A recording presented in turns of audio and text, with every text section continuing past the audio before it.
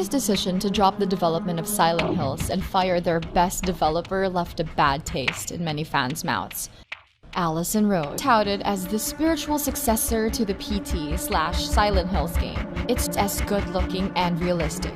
Uncover the whereabouts of your family, solve the mysteries of the house, and survive the dark, twisted presence that lurks deep within the walls. Definitely not for the faint-hearted.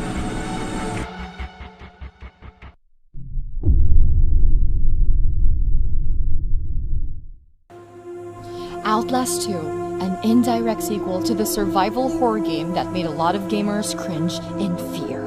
Set in the same universe with different characters and setting, this game is still under heavy wraps, but one thing's for sure, it's bound to make dents in your psyche. As the developer puts it, Outlast 2 will test your faith, pushing players to a place where going mad is the most sane thing to do.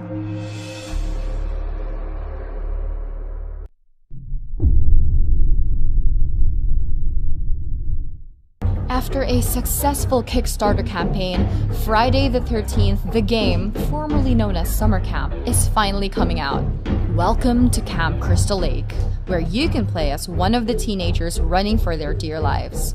Or you can be the nightmare incarnate Jason Voorhees and hunt everyone and everything that moves.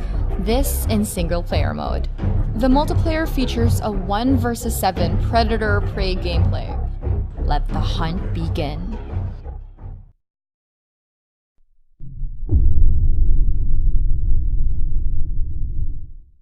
The horror genre in gaming is such a wonderful thing because it's not shackled to any patterns or convention.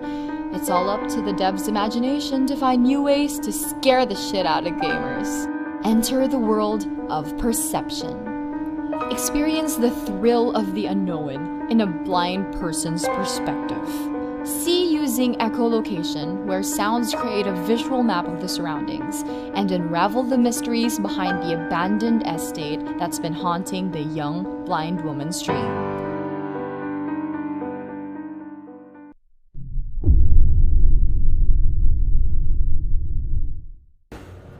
The horror of dying alone at the bottom of the ocean is by far one of the worst ways to go. This is what the game Narcosis promised to deliver, giving you the feeling of helplessness, the dread of exploring the deep, unknown world of the abyss. Did I survive?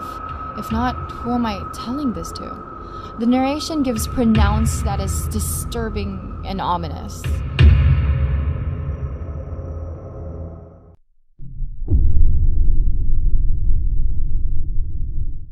Let's face it, horror in space, there have been a lot of good ones already.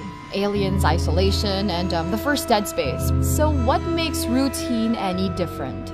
According to its creators, one big discerning factor of the game is the permadeath system. I don't know if death means going back to the very start of the game, or worse, the feature locks you out of the game. I sure do hope not.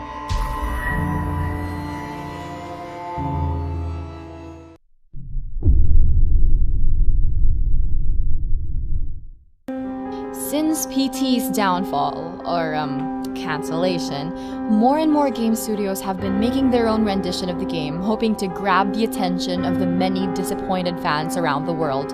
In Visage, you will really feel like you are inside the game. The graphic quality is astounding, the ambience spine-tingling, and the music haunting. The same premise as with most first-person horrors set for VR. You're trapped, defenseless in a haunted institute or house, where most events are randomly activated, ensuring each playthrough being unique.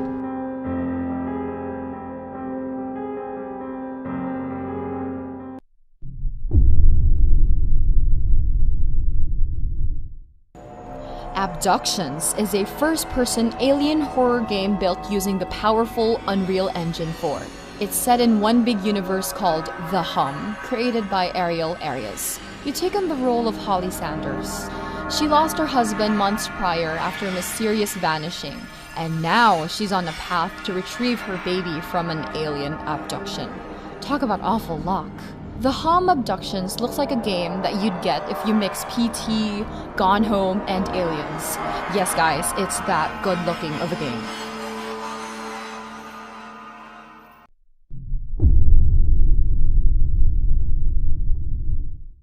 The Park is a psychological horror game aptly set in an amusement park.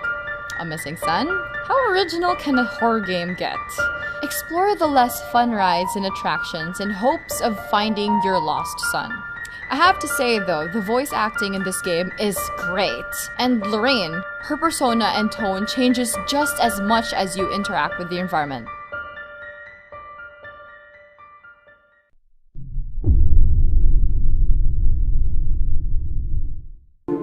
Scavenge, build, fight, and survive this utopian world.